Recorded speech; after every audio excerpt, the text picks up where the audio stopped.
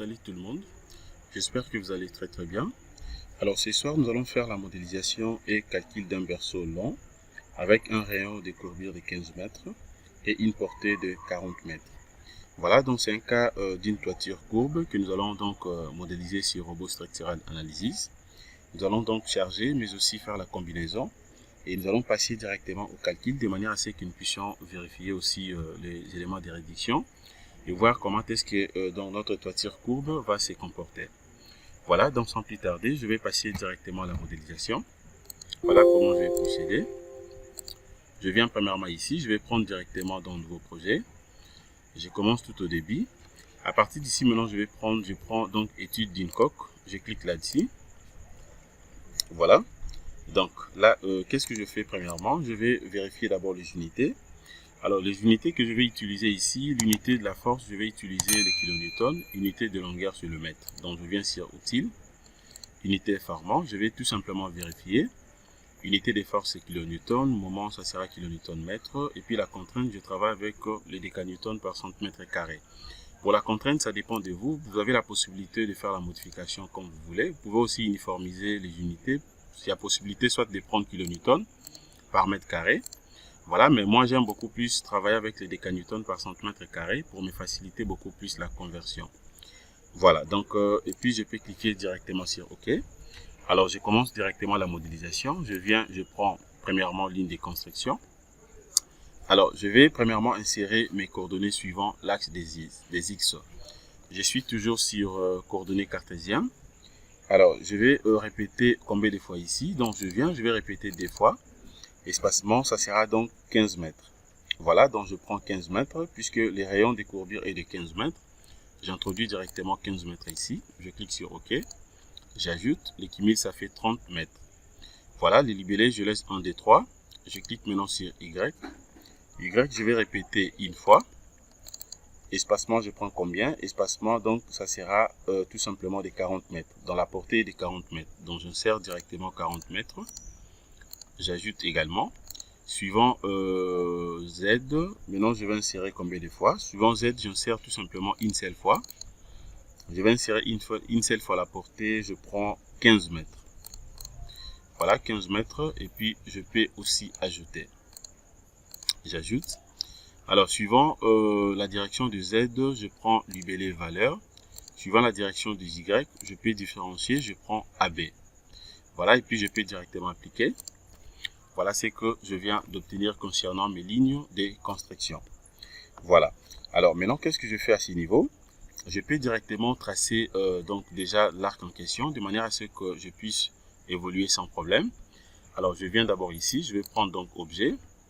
Je peux prendre l'arc directement ici, tout comme je peux prendre ça de l'autre côté, c'est la même chose. Je peux venir ici. Je prends soit structure, je prends objet à partir d'ici et l'arc est là. Voilà, ça c'est justement les raccourcis. Donc je prends l'arc à partir d'ici. Je vais cliquer directement sur l'arc. Voilà. Et je viens maintenant au niveau de discrétisation de l'arc. Je vais cocher. Nombre de bords ici. Je vais prendre nombre de bords combien? Donc je prends tout simplement 40. Comme la portée est de 40, je prends également nombre de bords 40. Et puis qu'est-ce que je fais ici? Je vais définir d'abord la méthode de définition. Je prends débit, centre, fin. Dans le débit, je suis là. Le centre de l'autre côté et fin tout au débit.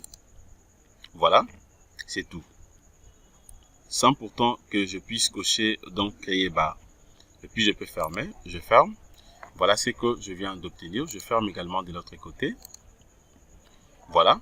Alors je peux toutefois coter ça rapidement juste pour faire la contre-vérification. Vérifier si réellement ce que je fais est correct. Je clique ici de l'autre côté. Je descends avec ça comme ça. Voilà, la portée ici, ça fait donc les rayons et les 15. 15, 15, ça fait donc 30, c'est bon. Et en hauteur également, je vais vérifier. Ça fait combien? C'est aussi 15. Donc tout est bien. Voilà, je peux supprimer ça pour ne pas charger le projet. Voilà, je veux que tout soit visible. Alors je m'en vais directement en 3D. Voilà. Là maintenant, je suis en 3D. Alors à partir d'ici, maintenant, je peux créer directement des extrusions. Alors, je vais créer d'abord les extrusions de manière à ce que je puisse dupliquer ou copier l'arc que je fais ici, partout de l'autre côté. Alors, comment maintenant je vais faire ça? Alors, je viens directement ici. Je peux prendre d'abord édition. Je prends édition à partir d'ici. Tout comme je peux prendre ça ici. Je prends donc édition et transformer, translation, copie. Voilà. À partir d'ici aussi, vous pouvez prendre édition. Mais moi, je vais prendre directement l'onglet donc extrusion. Alors, je peux prendre ça directement avec les raccourcis. Donc, je prends édition. Voilà, édition. À partir d'ici, maintenant, qu'est-ce que je fais? Je peux placer ça même ici en bas. Voilà, je place ça ici. Alors, je viens maintenant ici, je prends extrusion. Je clique. Voilà. Alors, je vais d'abord définir le nombre de divisions. Le nombre de divisions que moi, je vais définir ici. Je prends le nombre de combien? Je peux prendre tout simplement le nombre de 40. Donc, comme la portée de 40, je prends nombre également de 40. Voilà. Et je vais cliquer sur le vecteur. Je vais tout simplement insérer directement la portée. Donc, je viens cliquer premièrement ici. Premier clic, je suis ici. Deuxième clic, je m'en vais de l'autre côté. Et directement, j'applique. Vous allez voir qu'une fois vous sélectionnez, vous cliquez de l'autre côté dans le deuxième point, vous n'aurez pas la possibilité d'obtenir ça directement puisque l'élément n'est pas encore sélectionné. Donc, je ferme d'abord. Je commence d'abord par sélectionner d'abord l'arc que j'avais créé. Je rentre ici, je prends extrusion. Voilà, je définis le nombre de divisions, c'est toujours 40. Je vais activer maintenant la case de vecteur. Je clique premièrement ici et de l'autre côté. Voilà comment je viens d'obtenir directement mon extrusion sans problème. Voilà, et puis je peux fermer. Je viens directement pour fermer. Dans les 40 que je viens d'insérer ici, c'est-à-dire la directrice que j'ai choisie, la directrice donc sera divisée en 40 éléments. Dans les 40 que vous êtes en train de voir ici. Donc, c'est justement donc la division. Et puis, je ferme. Alors, maintenant, qu'est-ce que je vais faire cette fois-ci? Je peux directement créer maintenant l'épaisseur également de notre toiture. Voilà. Alors, je laisse ça toujours sélectionné. Je vais cliquer de l'autre côté. Je clique directement sur épaisseur et F. Voilà, je clique sur épaisseur et F. Alors, étant donné que c'est déjà cliqué, je viens ici, je vais définir nouvelle épaisseur. Je clique là-dessus. Voilà, je vais avoir une épaisseur de combien? Je prends une épaisseur de 20. Une épaisseur de 20.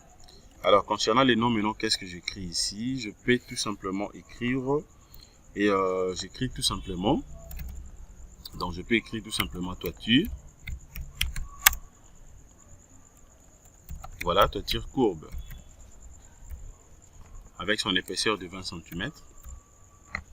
Voilà. Et de l'autre côté, je vais définir tout simplement les matériaux. Je vais utiliser les matériaux béton 25.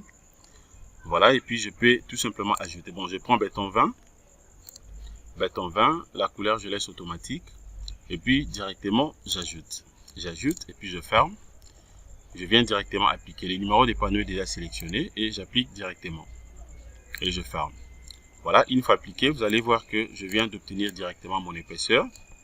Mais là, vous n'aurez pas la possibilité de voir ça directement. Pour voir ça, c'est juste question de faire clic droit. Je prends attribut. Je vais cliquer sur panneau et F. Je viens ici, je vais cliquer sur épaisseur des panneaux. Je vais cocher ça et j'applique. Voilà, une fois appliqué, voilà, là maintenant je viens d'obtenir directement mon épaisseur sans problème. Observez, vous allez voir que l'épaisseur est là. Voilà. Alors, maintenant, qu'est-ce que je fais cette fois-ci? Je peux directement placer aussi mes appuis. Alors, je vais d'abord créer des appuis ici, que moi je vais utiliser. Voilà, donc des voiles. Comment je vais les faire? Je viens d'abord ici, je prends donc appui. Je cherche directement les rotiles, donc je prends rotile. Alors, je vais appliquer un appui, donc des appuis linéaires. Je viens ici, je vais cliquer directement sur linéaire. Je vais créer maintenant d'autres appuis. Je viens sur définir un nouvel appui. Je clique. Voilà. Alors maintenant, qu'est-ce que je fais à ce niveau? Je vais cliquer sur avancer. Voilà. Alors, je vais définir d'abord le type d'appui que moi je vais utiliser. Ce ne sont pas des appuis que je vais appliquer au niveau de nœuds, appui nodal, non. Mais ce sont des appuis que moi je vais considérer comme des voiles. Ce sont des appuis donc de voile maçonnerie. Je viens ici, je vais cliquer sur voile. Alors, à ce niveau, maintenant, c'est juste question de définir directement la base de l'appui que moi je vais utiliser. Je vais travailler avec la base de combien? Je prends la base de 20 cm. Voilà, je prends une base de 20 cm concernant les appuis. Voilà, tout comme je peux prendre une base de 25 cm. Donc, je prends 25 cm. je veux que ça soit un peu supérieur par rapport à la section, donc l'épaisseur de la dalle que moi j'ai utilisé ici. Voilà, et puis maintenant qu'est-ce que je fais ici? Je peux directement ajouter de l'autre côté voile en béton. Non, je vais avoir des voiles en maçonnerie. Voilà, et puis qu'est-ce que je fais? Je vais directement cliquer sur OK. Je clique sur OK. Les noms ici, je vais écrire, j'écris mur en maçonnerie. Voilà, mur en maçonnerie. Voilà. Et puis maintenant, qu'est-ce que je fais? C'est juste question d'ajouter. J'ajoute. Voilà, un appui de même nom existe déjà. Voulez-vous le remplacer? J'accepte. Et je ferme directement. Je vais vérifier ici. Voilà, mur en maçonnerie maintenant est là. Alors, je prends maintenant cet appui. Je le place premièrement ici. Je vais ôter de l'autre côté. Voilà, je prends toujours le même appui. Je le place aussi de l'autre côté. Puis je ferme. Alors, voilà ce que je viens d'obtenir jusque-là. Alors, étant donné que je viens de placer déjà mes appuis, mes deux appuis linéaires partout, alors maintenant, je vais faire quoi maintenant cette fois-ci? Il reste tout simplement à générer les charges et puis peut-être appliquer aussi donc d'autres éléments, déjà comme le maillage et puis lancer les calculs. Alors, voilà maintenant comment je vais faire ici. Je vais définir d'abord les cas de charge. Je clique sur cas de charge. Voilà.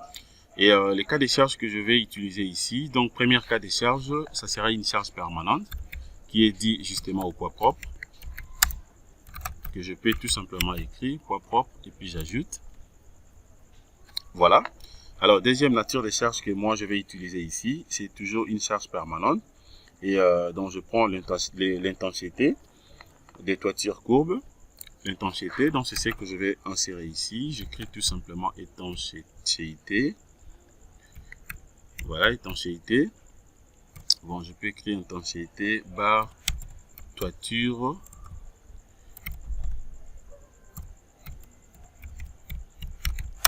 Voilà, toiture courbe. Voilà, c'est une charge permanente. Je peux également ajouter. J'ajoute. Alors, troisième nature de chargement, je vais prendre quoi maintenant? Je prends une charge d'exploitation. Et je vais considérer quelle charge d'exploitation ici. Je prends donc charge d'entretien. Voilà, entretien. Toiture courbe. Entretien, toiture courbe. Voilà, je crois que c'est tout. Je vais utiliser que les trois, donc poids propre, étanchéité et entretien. Voilà, j'ajoute. Donc, j'ai des charges permanentes et une seule charge d'exploitation. Voilà, les trois déjà c'est bon. Je peux directement fermer. Alors, maintenant, je peux charger directement donc la structure. Donc, nous retenons tout simplement que l'élément est soumis à son poids propre. Nous avons aussi la charge d'entretien, mais aussi l'étanchéité. Voilà, je vais directement définir ces genres de chargement. Alors, je viens d'abord ici. Alors, vous avez la possibilité même de vérifier déjà les poids propres pour vous rassurer que le poids propre est déjà pris en compte par le logiciel Robot Structural Analysis. Voilà, j'ai pris d'abord poids propre. Je viens directement sur définir chargement. Voilà, définir charge, je vais cliquer sur poids et masse. Voilà, donc c'est déjà pris en compte. Le poids propre est pris en compte déjà par le logiciel Robot Structural Analysis. Donc, je viens ici maintenant. Je vais appliquer directement donc la charge d'entretien. Je commence d'abord par l'étanchéité. Alors, concernant l'étanchéité, je viens ici. Ça sera une charge surfacique. Surfacique, mais qui sera donc perpendiculaire par rapport à l'élément. Bien sûr que l'élément a la forme courbe. Voilà, donc c'est un arc, mais le chargement sera donc perpendiculaire par rapport à ça. Donc, je viens ici. Je prends donc directement surface. Je vais prendre charge surfacique uniforme. Voilà, et je vais directement appliquer ici. Alors, sa valeur sera de combien? Étanchéité, je vais vérifier premièrement sur donc les documents Bayel. Voilà, je cherche d'abord Bayel ici pour que je puisse avoir, je crois que ça va faire 0, quelque chose. Voilà, Bayel est là. Alors, je vais chercher au niveau des actions permanentes. Voilà, action permanente dans le bâtiment, c'est ça. L'étanchéité, ça c'est le revêtement. L'étanchéité est de... Voilà, l'étanchéité est là. L'étanchéité multicouche, ça fait est de 0,12. Donc, poids surfacique est de 0,12. Donc, c'est 0,12 kN par mètre carré. C'est ce que je vais considérer ici. Donc, je viens directement appliquer ici. Donc j'ai une valeur de 0,12. Voilà, donc ça sera négatif. Et puis j'ajoute. Voilà. Alors je peux aussi sélectionner directement d'une manière automatique. Donc je viens, je prends d'abord édition, sélection spéciale, sélection par couleur. Voilà, je vais prendre directement panneau, je clique sur attribut et toiture courbe est là, je sélectionne ça directement. Voilà. À partir d'ici, je peux directement appliquer. Quand j'applique, voilà ce que je viens d'obtenir. Donc la charge que j'ai appliquée ici, c'est une charge qui est perpendiculaire par rapport à l'élément. Voilà, je peux rentrer ici pour vous montrer. C'est perpendiculaire. Donc si par contre je prenais repère global, la charge n'allait pas être perpendiculaire. Pour que vous puissiez avoir une charge perpendiculaire par rapport à l'élément, c'est juste question de prendre local. Voilà, et puis je ferme. Je ferme. Alors, je peux cliquer ici pour avoir les chargements. Là, c'était pour l'étanchéité. Je vais appliquer aussi pour l'entretien. Donc, je prends entretien. Alors, concernant maintenant l'entretien, qu'est-ce que je fais? Je viens ici. Je vais rentrer toujours sur définir charge. Voilà, je rentre sur définir charge. Et à partir d'ici, maintenant, qu'est-ce que je fais? Je prends toujours surfacique. Dans la même procédure, je clique directement ici. Alors, concernant maintenant l'entretien, déjà, donc, Bayel nous donne une valeur de 1 kN par mètre carré comme charge d'entretien. Donc, c'est ce que je vais utiliser également. Je viens ici, je prends tout simplement 1 kN par mètre carré. Voilà. Donc, et puis je clique sur OK. J'ajoute, et puis j'applique. Et je ferme. C'est toujours une charge qui est perpendiculaire. Voilà, je ferme également de l'autre côté. Je crois que c'est tout pour avec les chargements. Maintenant, qu'est-ce que je fais ici? C'est juste question de faire directement la combinaison. Mais avant de combiner, je vais aussi donc appliquer l'effet du vent. Je vais d'abord appliquer l'effet du vent pour voir comment est-ce que l'élément va se comporter. Alors, ça vaut pas vraiment la peine puisque même si j'appliquais l'effet du vent, vous allez voir que comme l'élément a la forme donc d'un arc, voilà, donc le vent n'aura pas vraiment d'influence. Mais en titre d'exemple, je vais vous montrer comment est-ce que vous pouvez faire aussi la simulation de vent, de manière à ce que vous puissiez maîtriser comment est-ce que vous pouvez générer directement le vent. Alors voilà comment je vais faire ça. Donc je viens maintenant ici, je prends chargement. Alors je peux prendre neige et vent, je peux appliquer ça ici. Voilà. Je prends donc chargement. Alors à partir d'ici, maintenant je peux prendre directement, je peux utiliser soit vent et neige. Voilà, à ce niveau, vous pouvez aussi utiliser donc vent sur cylindre par rapport à la forme de l'élément que nous sommes en train de traiter. Quand je clique ici, voilà, ça va générer directement d'une manière automatique. Voilà maintenant ce que je viens d'obtenir. Vous avez vu comment est-ce que l'élément est coupé, donc en élément fini. Voilà ce que je viens d'obtenir. Mais par contre, moi, je vais vraiment faire la simulation de manière à ce que je puisse appliquer peut-être le vent à une vitesse soit de 28 ou je prends une vitesse de 28 minutes par seconde. Voilà, donc c'est ce que je vais appliquer ici. Donc je rentre ici, je ne le fais pas ici. Ça, je ferme. Je rentre directement ici. À partir d'ici, je peux prendre simulation. Voilà, je vais cliquer sur générer de charge de vent. Voilà. Maintenant, à ce niveau, qu'est-ce que je fais? Je vais considérer comme zone exposée. Je prends même cette direction. Voilà, je peux laisser ça comme ça automatique. Donc, je viens ici, je prends une vitesse de 28. Voilà, une vitesse de 28, c'est bon. Et puis, je sélectionne d'abord l'élément ici. Voilà, je peux copier les numéros. C'est toujours numéro 1, c'est ce qui est ici, donc c'est pas grave. Tout est bien. Et bon, je change la direction, je prends ça. Fermer les ouvertures, je décoche ça, donc c'est pas important. Et puis je vais cliquer directement sur générer. Je vais patienter. Voilà comment je suis en train de générer premièrement les vents.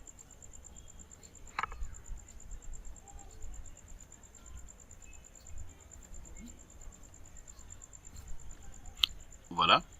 Donc, je n'ai pas voulu appliquer les vents directement avec les cylindres, justement pour vous montrer comment est-ce que vous pouvez générer les vents. Donc là, vous avez la possibilité de voir comment est-ce que le vent évolue, les vents soufflent au niveau de notre élément. Je peux aussi tourner l'élément pour bien voir la direction. Voilà la direction. Voilà. Vous allez observer que là où la couleur varie, la couleur est rouge, ce sont des zones exposées, complètement exposées. Voilà donc ce que je viens d'obtenir. Là, je vais patienter. Donc, je suis en train de patienter. Alors, au niveau des appuis, je suis en train de vérifier. Vous allez voir que, voilà, donc ça évolue très bien. De l'autre côté, la zone exposée, beaucoup plus à ces niveaux. Voilà, c'est au coin, au niveau des appuis, justement à l'entrée. Voilà, de l'autre côté, c'est pas vraiment influent. Observez au moment de la simulation, vous allez voir ici qu'il y a des valeurs qui varient ici, dans le sens du vent. Voilà comment ça varie, donc au fur et à mesure le vent souffle. Voilà, donc ça c'est justement le processus de convergence. La manière dont le vent souffle, vous allez voir que les valeurs aussi varient. Perpendicularité, donc suivant la perpendiculaire, donc voilà comment ça varie, et ça c'est suivant donc le vertical. Voilà, donc ça varie au fur et à mesure que le vent souffle. Voilà, je peux tourner aussi de l'autre côté, observer. Vous allez voir que ça continue toujours à varier. Voilà, donc voilà. Alors, comme l'élément a la forme d'un arc, je vais négliger en fait les vents. C'était juste pour vous montrer comment est-ce que vous pouvez faire la simulation de vent. Voilà, donc l'élément a la forme d'un arc, donc le vent ne sera pas vraiment à craindre. Voilà, donc je peux quand même négliger ça de manière à ce que nous puissions faire la combinaison que avec les charges que j'ai appliquées ici. Voilà, donc je vais cliquer tout simplement ici. Voilà, j'accepte oui. Voilà, puisque je refuse que la vidéo soit longue. Voilà, à ce niveau, maintenant, qu'est-ce que je fais avant de combiner? Je peux premièrement arranger aussi les options de maillage. Voilà, déjà donc c'est fait puisque j'avais utilisé premièrement donc la méthode de vent sur cylindre. Voilà, mais je vais sélectionner d'abord l'élément. Sélectionne d'abord l'élément entier. Je fais soit CTRL A. Alors, je peux prendre directement maillage à ce niveau. Je prends donc option de maillage. Voilà, je vais cliquer sur modèle de calcul de panneau. Je clique. Ici, il n'y a pas de problème, tout est bien. Alors, option de maillage ici. Je vais prendre la méthode de Delaunay. Je prends automatique ici. Je peux changer même les tailles de l'élément. Je prends donc, je peux prendre même un dixième, comme la portée de 40. Donc, je prends 40 à gauche et de l'autre côté aussi, je peux prendre 40. Donc, je prends 40-40. Voilà, je vais cliquer sur option avancée. Voilà, sur option avancée, qu'est-ce que je fais? Alors, option donc de maillage ici, étant donné que l'élément est surfacique, donc nous allons tout simplement travailler avec les éléments finis. Donc, c'est pour cela que je vais mailler mon élément. Voilà, donc de l'autre côté maintenant, je prends Delaunay plus Kunz. Alors, qu'est-ce que je fais également? Je crois déjà c'est bon. Bon, je peux changer les modèles. Donc, je prends dans le nez d'appui. Aussi, je vais cocher ça. Alors, ça reste quoi maintenant? Je commence tout au début. Voilà, dans la forme, tout est bien. Voilà, donc tout est bien. Et je clique directement sur OK. Je vais maintenant générer ça. Je vais générer pour voir ce que j'aurai. Voilà, tout est bien, donc je n'ai pas de problème. Alors maintenant, qu'est-ce que j'ai fait ici? Et je peux d'abord vérifier la structure avant de faire la combinaison. Je prends analyse, vérifier structure, 0, 0. Je vais faire la combinaison du tout. Donc je prends chargement. Voilà, je prends maintenant chargement, combinaison automatique, Bael 91, donc c'est bien. Chargement, combinaison manuelle. Et je fais la combinaison en ELI. Voilà, je clique sur OK. Voilà, je vais envoyer le tout et j'applique. Je fais également pour LS. Cette fois-ci, je prends maintenant LS. Voilà, donc j'aurai LS. Je clique sur OK. J'envoie les tout. Je remets le ELI et j'applique également. Voilà. Donc là, je viens de faire la combinaison. Je prends la combinaison en ELI. Voilà ce que je viens d'obtenir. Voilà. À ce niveau, maintenant, qu'est-ce que je fais? Ça reste que de lancer les calculs. Je vais directement lancer les calculs ici. Voilà, je crois que concernant cette partie, on peut s'arrêter à ce niveau. Et nous allons continuer tout à l'heure la deuxième partie de manière à ce que nous puissions achever notre étude. Merci de votre disponibilité. Au revoir.